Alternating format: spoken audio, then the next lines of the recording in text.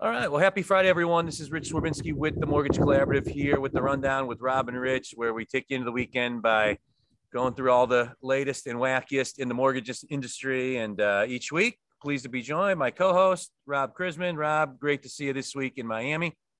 Good to see you. Good to see you too. Good to see you in Fort Lauderdale. Yeah, it's nice to be able to extend this a little bit. So, and great event this week. Incredible, our biggest and best conference yet by far. Just I wish there's a lot of new people there because we've only had one conference in the last 2 years, but was really pleased, surprised a little bit at just the level of engagement, openness when we do an event in Miami. You got sponsors that are renting out cabanas. Like I could not believe it. We track all this, the number of people that were in sessions. You go to a venue like the Fontainebleau in Miami, you worry that it's going to pull too many people away to the beach and other distractions. But I think rightfully so, because it's a mortgage lending industry right now that is really hyper focused on what's looking like a couple tough years that could be ahead of us. Yeah. I don't know how you're going to duplicate the whole cabana scene and pool parties in downtown Chicago. I guess you could do a river architectural cruise, or maybe a field trip to Garrett's Popcorn or Navy Pier. The Ferris would get everybody on the Ferris wheel at once, and then wouldn't. Well, anyway, that aside, I'm sure your staff is planning it out already. Yeah. Absolutely. Yeah. And looking forward to Chicago. It's not as tropical location as our last two, Terranea outside LA and Fontainebleau, Miami, but easy for people to get to. We draw better numbers. The cities we draw the best at, you just kind of look pound for pound, how many people you're expecting and how many show up, are Nashville and Chicago. And I attribute that largely to they're easy and cheap to get to and generally liked by conference goers. Absolutely. What's your favorite? You're all over. I think I've asked you this before and you dodged the question, but what's the one city you travel more than anybody I've ever met in my life that you look the most forward to going to when you see it on your travel schedule?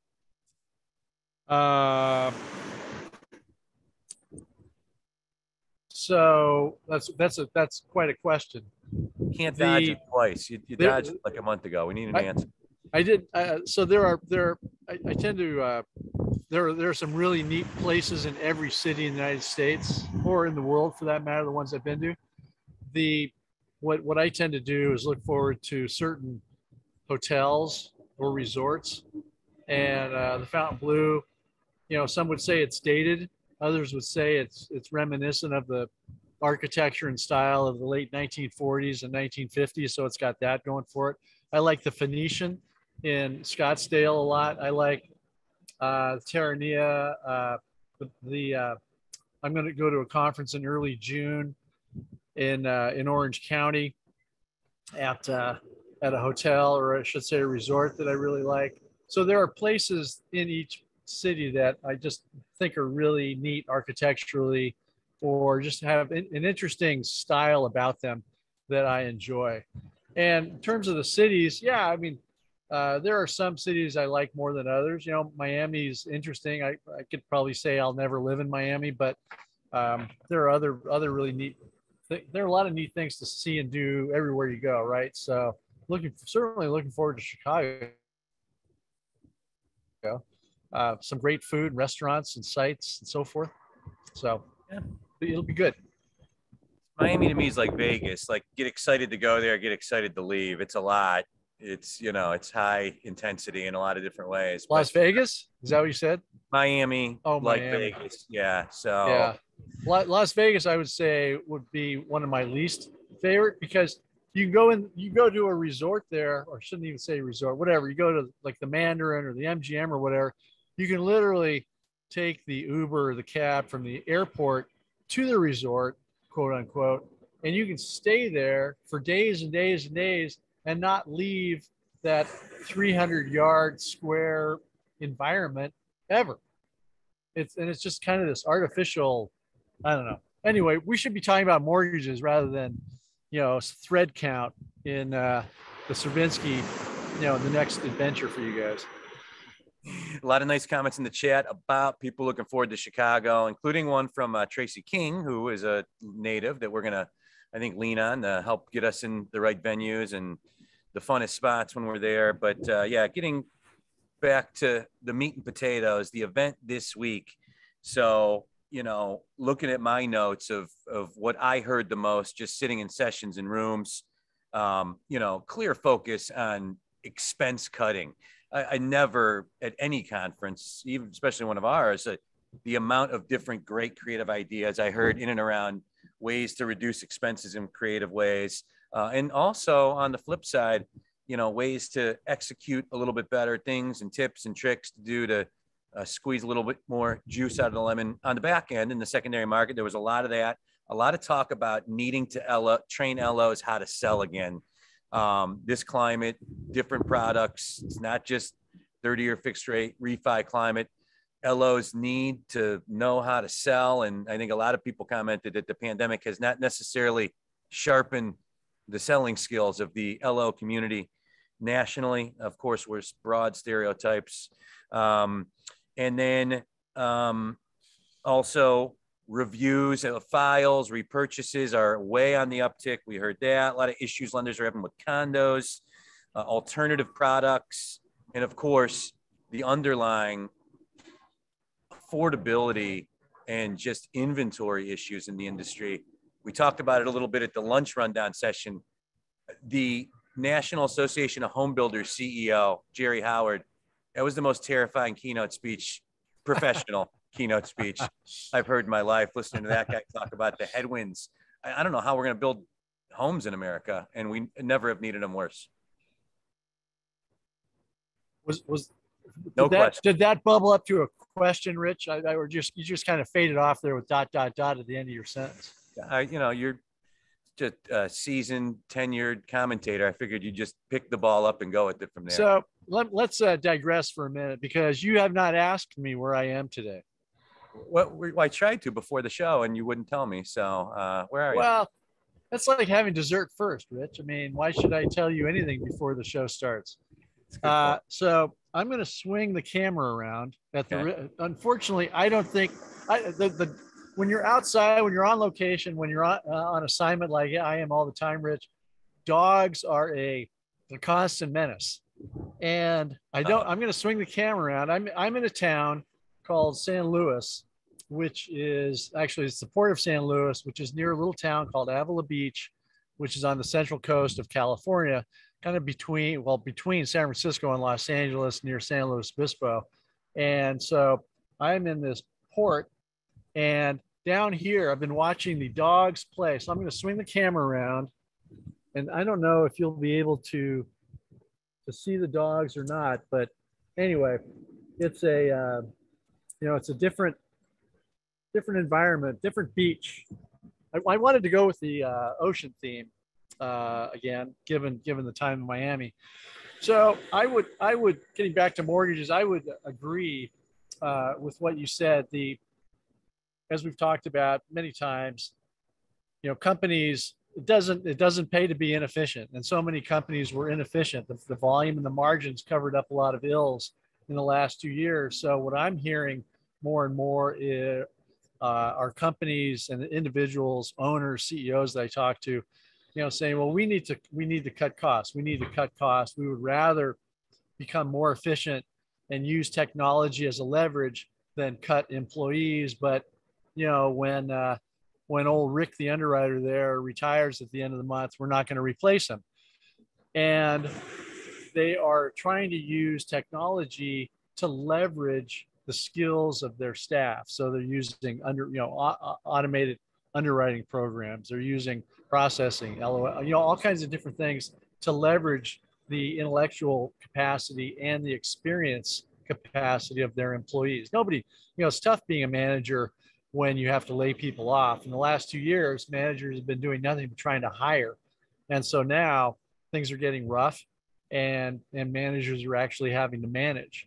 And that's very difficult to do. And in many cases, I talk to managers who don't have never met some of their staff that have had that worked for them for a year and a half, 2 years, because they're up in, Moose Jaw, Montana, and the home office is in, Charleston or, St. Louis or someplace like that. And, the dealing with that kind of situation where when you're managing somebody from 2,000 miles away becomes really a numbers game. And so managers are dealing with that and, possibly refiguring if they are hiring, refiguring how they hire, maybe going back to somebody near the office. But the managers I talk to have said, generally speaking, that the work from home environment, the ability to have employees in remote locations has been a game changer for many of their companies. So that's nice to hear. As long as you can somehow get corporate culture over the phone lines, over the Zoom calls and so forth, and have periodic meetings. But yeah, efficiency is job one, trying to really ratchet up the ability for originators and ops staff to be productive. And you're right, changing the dialogue that these originators are having with potential borrowers. As we've talked about, there's millions of borrowers out there with 2.5% or 3% 30-year fixed rate loans. Well, now what? Well, now companies are reminding them that cash out refis do exist.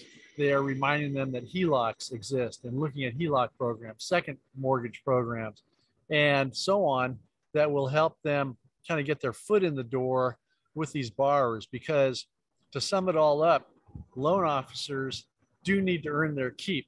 And there is a sales pitch, and there's been this transition from the phone will always ring and refis are, falling from heaven, to, you mean I've got to place outgoing calls? You mean I've got to work my referral base? You mean I've got to do this and that and the other thing? It really becomes a coaching lesson for sales staff, managers, in order to get the originators up and going. And a lot of originators who have only been with us in the industry for 2, 3, 5 years haven't been in this environment at all. And so they really need to be worked on, because you don't want to lose a bright young person who shows a lot of promise just because we hit a speed bump in the interest rate world. You want to be able to get them up to speed. And that's not only with originators, but also with vendors. What was the sales staff doing? What has their background been? How are we going to get them up to speed? What are the points that vendors need to make with their clients? I'm sure every vendor out there is, dealing with clients who want to get the most for their money, and beat those third-party vendors up, third-party providers up for costs and for efficiency and so forth. And what are they getting for their money? And pitting third-party providers against one another. So it is a tough environment, because lenders are trying to become more efficient and trying to cut costs. And some of that naturally flows to the third-party providers who are out there, who are in a constant tough spot dealing with that. So it's definitely a changed environment. And I think that it's good. I think the attitudes from folks, or the attitude that folks had at the TMC event earlier this week was great. I think people were, in a good mood and friendly. I mean, we are coming off a couple of great years, and it is going to get tough, but attitude is a big part of that. And it was nice to see people smiling and enjoying each other's company. So my 2 cents.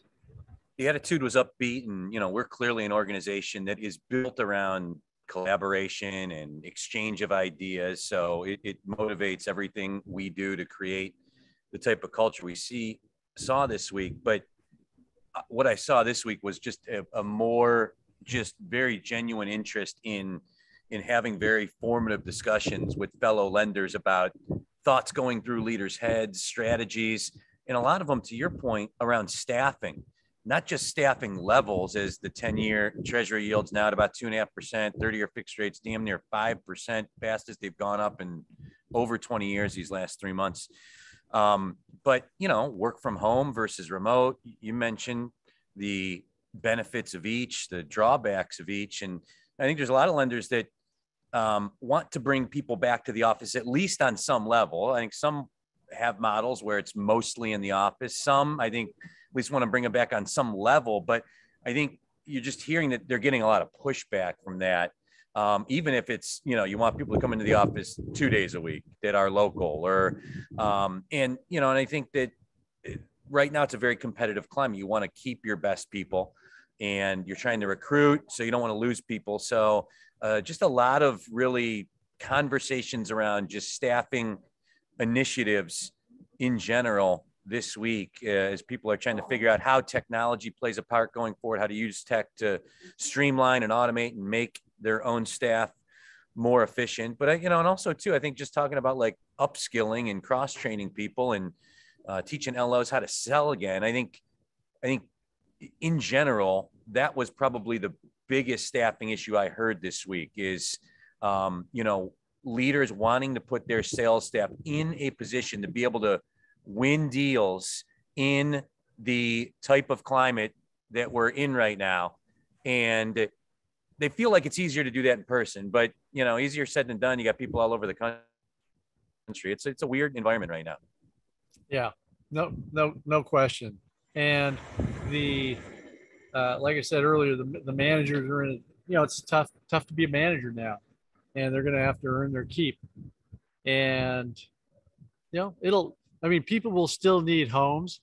The same people who want to own a home still want to own a home. You get into, or I should say, the same people who wanted to own homes 6 months or a year ago who didn't buy one, they still want to own those regardless of what's going on with Russia and Ukraine, regardless of what's going on with the inflation rate.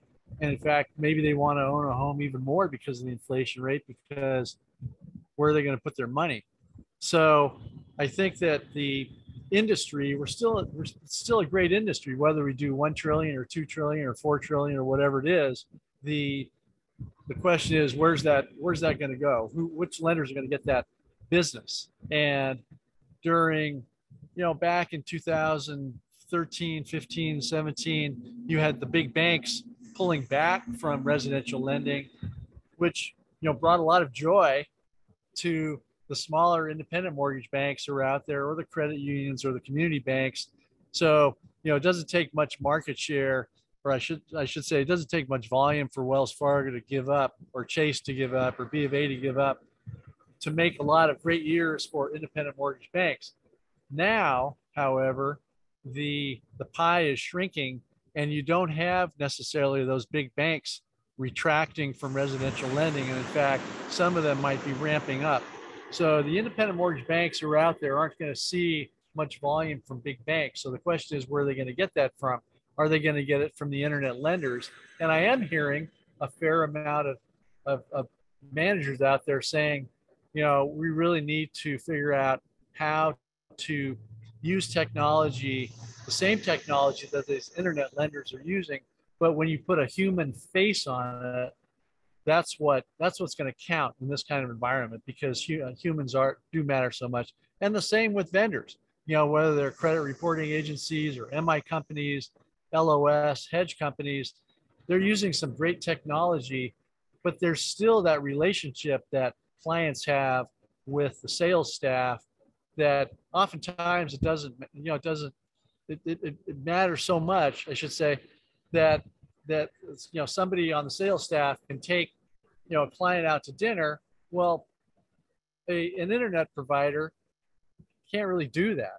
And so whether you are a vendor or an originator or an AE, to be able to play that human card, I think will make a big difference in this year and next year and going forward. This is The Rundown with Rob and Rich. I'm Rich Swerbinsky with the Mortgage Collaborative, joined as always by Rob Chrisman. Rob, heard talk this week about things I haven't heard talked about at mortgage conferences for some years, things, ARM products, rate buy down products, lock and shop programs, lenders going back to the toolkit, the 2018 and past iterations of the industry as well, toolkit for things that can help them navigate the waters ahead. And we talked about the competitive climate, and I think on this show and just in general talked a lot about like some of the competitive advantages that independent mortgage banks have in general. Independent mortgage banks, as recently as 10, 12 years ago, had 25, 30% market share in the industry. Now it's probably depending on whose numbers you look at, in the 65% range, led by the Rockets and the Loan Depots of the world, but also by a lot of the great, innovative, nimble lenders of the Mortgage Collaborative that do between $1 billion and $5 billion a year. But as you look at the landscape going forward, I see a lot of things that benefit the banks. A heavier compliance environment. The banks already have that embedded. Fair lending obviously is going to be a part of that. Banks already go through fair lending audits. You've got the ability to lend into the portfolio on ARMs and rate buy down programs and fully indexed ARM products and niche stuff, that doctor programs and non-conforming dwelling type products if it's non-warrantable condos or manufactured homes. So I worked for banks and in this type of climate and really used it to recruit and grow. And I think that the competitive climate, it's not even speaking about construction lending, assuming we're able to build any homes in America, which is a question mark, but just inherently difficult for independent mortgage banks to do construction lending effectively, because most people, even in this type of rate climate, want a fixed rate. It's tough to hedge that risk and sell that loan, as to where banks can put some of that stuff on the balance sheet. So your thoughts on the competitive climate as we move into 22 here? Absolutely. Although, every independent mortgage bank on the call here probably won't like that kind of talk about banks. And how come we don't have destruction lending? How come all we ever talk about is construction lending? That aside, actually, I just watched a pack of dogs take down an infant, so I hope the parents are nearby. So yes, banks have to play to their advantages. I mean, they compete as well. Credit unions, the same thing. They have some products that independent mortgage banks may not have. They may have servicing portfolios that independent mortgage banks don't have. And so the banks are going to play to their advantages. They've always had a lower cost of funds. When you talk about a warehouse line versus, or I should say a warehouse line of an independent mortgage bank versus a bank, the bank is always going to win. So you sit there and say, when I have this discussion with somebody who's not in the business, they say, well, why do independent mortgage banks exist? And it's the same reason why third-party providers, vendors exist. And that is because it's a savvy, street smart group of people who their sole function for an independent mortgage bank is oftentimes home loans. They don't have car loans. They don't have credit cards. They don't have deposits.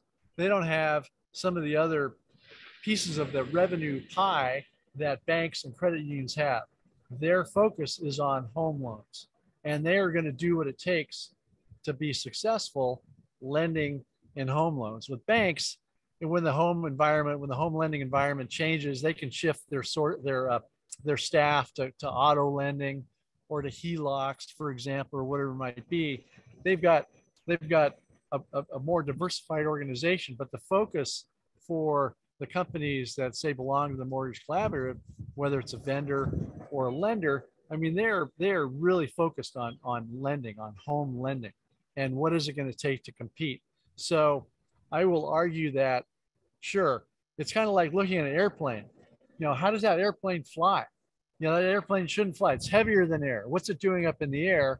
Well, obviously the air pressure under the wing is different than over the wing, and so up it goes. Well, independent mortgage banks on paper, maybe they shouldn't even exist. The cost of funds of banks is lower, the products offering by banks is lower, the product offering is greater when you're a bank. They've got trained people and so forth, but a lot of banks are limited. They only have their product to sell to a borrower. They don't inspire a lot of the loyalty, I would say, that independent mortgage bank and brokers have in the community. And so you have a situation where independent mortgage banks have certainly carved out a niche ever since Angelo Mozillo basically started the independent mortgage banking industry with Countrywide.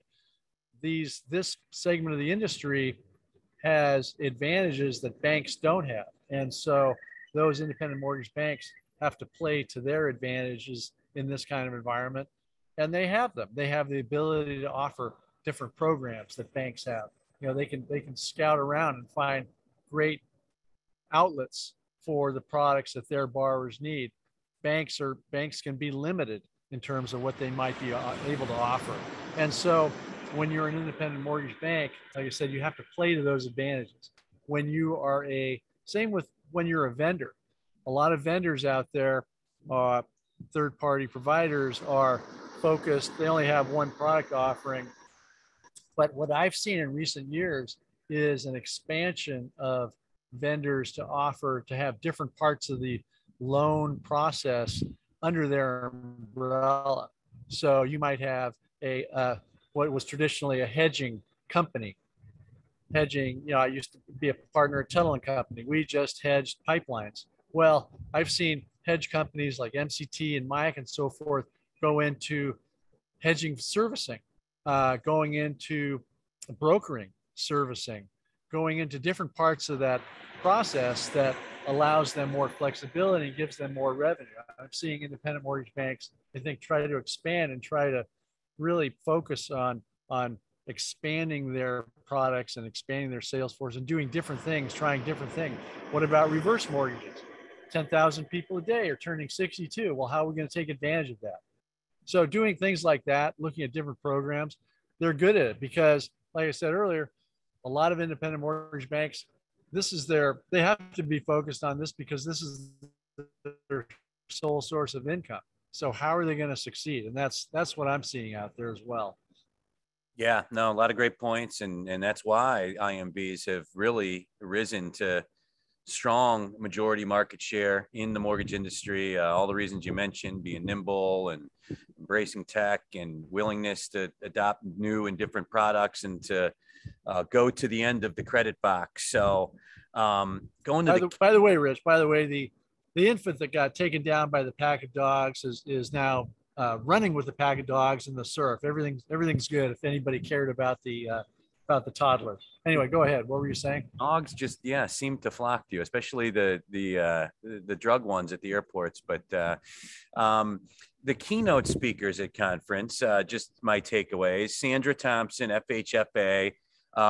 Big thing for her. I think it was clear. Alternative credit scoring models. They're trying to figure out if it's Vantage or some alternative alternative to FICO. If it's going to be two and use them both, two or use the best or do nothing. But I think right now they're close to making a decision on that. She said it would be 18 to 24 months to implement that and was very adamant about wanting to give the industry time. More broadly, I think she spoke about the challenge in preserving safety and soundness with the GSEs, yet still, looking to use Fannie and Freddie to help more of the people that want to be homeowners, that should be homeowners, that are not homeowners now. I think she alluded that we're likely to see some changes coming to the LLPA matrix at some point, probably pretty soon. There's been no changes to that in over a decade. You moved to Lopa Kaluri from HUD. She kind of punted, are you going to reduce FHA MIPs? But I think we've talked about this before. That seems to be a certainty. And then the CEO of the National Association of Home Builders, Jerry Howard, $96,000, the average regulatory costs for a home builder to build a home in America. And just talking about how our trade deal with Canada has fallen apart. That's where we get all the best lumber from. It's really straining America. And he was really irate about the way that not national parks, but forests in America, we can't mine timber from our own forests that the definition of a healthy forest, according to him, is 100 trees per acre, that we have vast forests with nothing around it and no endangered animals that have over 300 trees per acre that we can't mine timber out of. And you ball it all up, and he's flat out and said it, like, we can't build homes under $500,000 in America. And I'm not going to ask our members to lose money building homes. I don't know why. And this to me is a major, we have the lowest inventory ever. And the Home Builder Association is saying we can't build anything less than $500,000. Like, this is going to be, if nothing is done about this. And again, we were a year ago predicting exactly what has happened now, because this is bubbled up. this is going to be a train wreck for housing in America. And I can't believe it's not getting more attention from politicians. Neither can I. What are they going to do about it? The Surbinsky plan is like a low hanging plum. Well, I think he talked like, I think that his thing was like, listen, we can fix this. We need to give our builders a little bit more help and stay out of their pocket with regulation and expenses to build, especially lower priced homes, some sort of subsidy, at least on that end. We got to figure out the trade deal with Canada. And I think we need to mine more of our own timber domestically. And I mean, that's part of it. I mean, those are probably three of a bunch of things that need done, but we need to start doing something.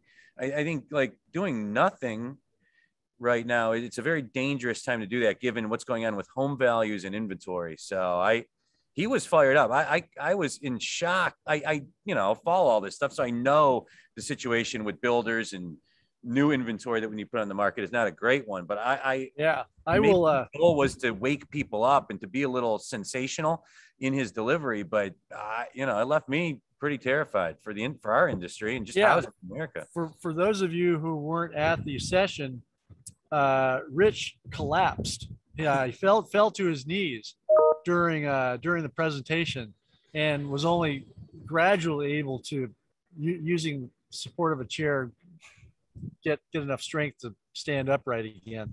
Yeah, there are some scary things out there, and you would think that politicians would be doing something. I personally don't know what politicians are going to do.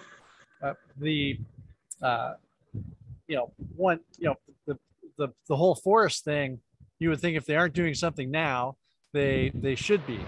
And I'm very pro forest. Heck, I'm sitting here on the coast of California. I mean, who doesn't love forests? But just behind you, there's some trees that we could probably get off that hill to help the builders. No, oak. These are oak. Yeah, oak. Well, it's tough to build a house out of oak, but nonetheless, there's a lot of room for things to do. But you're right. What's going to make a builder do that is going to be financial incentives. And in order to, would you rather give them incentives, or would you rather the federal government start to institute mandates on lowering the permitting costs? Because that falls into the town and county and states. How are you going to have a concerted effort in order to encourage the city of Palo Alto, California, or Cleveland, Ohio, to lower their costs in order to allow more development? And suddenly in Palo Alto near Stanford, you're going to run up against the neighborhood coalition. It's not in my backyard. I tell you, it's a real mess. And you're right to be upset and fired up. And it is going to be difficult. It'll take years. Look at the. All right, well, I know we've probably run out of time, but look at what builders have been doing over the last several years, building 1 million, 2 million, maybe 3 million units a year. When look how many people are turning 30 every year. It just can't keep track. And then you've got Ivy Zellman out there saying, well, we're overbuilt on housing, which I've scolded her since then about saying that, but she's sticking with her guns. But anyway, that aside, a lot of stuff going on. This is the Rundown with Rob and Rich. I'm Rich Swerbinsky with the Mortgage Collaborative, joined as always by Rob Chrisman. And just a couple minutes left here, but Rob, I don't know if there's anything else you took away from the event. I think you encapsulated it well. It was a very engaged audience, very interested in having real smart discussions on things they're doing or thinking about doing with their business. All in all, still an upbeat environment. Historically, rates are not astronomically high, and everybody's coming off a couple really good years. But I think they're really trying to figure it out. I feel like we're really at an inflection point right now for the mortgage industry. Just a complete 180 on the business climate. And the industry is still far too human. We still don't have full e-closes. Things that we would have laughed at it 5 years ago if you said we'd still be talking about now. But I think that stuff is starting to change, and companies are trying to really figure out, what the operational model of the future looks like for them, so they can begin to galvanize their people and their resources around it. Yeah, I agree. And then you're back on the left coast. Where are you? Any travels you have coming up? You've been on the road for basically a month straight. Any downtime for you? I hope to do laundry at some point this weekend. Really looking forward to that. I'm going to be doing some biking and some tennis playing, and hanging out with Myrtle the cat a little bit. Just getting caught up with life. What do you? You're in Fort Lauderdale for another week. I guess, Rich, I didn't get the invitation to get that third room of the Stravinsky room block. I was going to. Then you went to the Lenders One conference a week before ours, so I extended it to somebody else. I love our competitor. One conference next year in Vegas, so only they went down to one. So can't we all just get along, Rich? I honestly, when Michael Kuntz was CEO of Lenders One, we had I have no ill will. I love competition, and it's good. We're both organizations that help lenders make more money and grow market share. Why? The more of that, the merrier, in my opinion. So. Yeah, I mean, I've seen Fannie Mae and Freddie Mac coexist on the same panel. Maybe we should have a panel at some national conference at the MBA or the IMB to have Great River, to have both L1 and TMC on the same panel, debating some of the issues that they're seeing in the industry. Wouldn't that be interesting? Love it. Yeah, it's organizations both want to do good things for their members, doing it both a little different, but me, I would completely welcome that. So. I was stunned at the L1 conference. I should have kept track. I lost track, Rich, of how many people asked me about you, about what you were like in real life, just about, does he put on his pants one leg at a time? I mean, there's a lot of natural curiosity out there in the enemy organization about you personally. I was a Lenders One member. I went to Lenders One conferences as a lender twice a year for 7 years. So, and that inspired me to do this and take this job and do it a little bit different. So, but yeah. All right. Excellent. Well, Rob, great seeing you this week, and enjoy being back on the West Coast and doing some laundry. I won't be resting for too long. I'll be back on the road before you know it.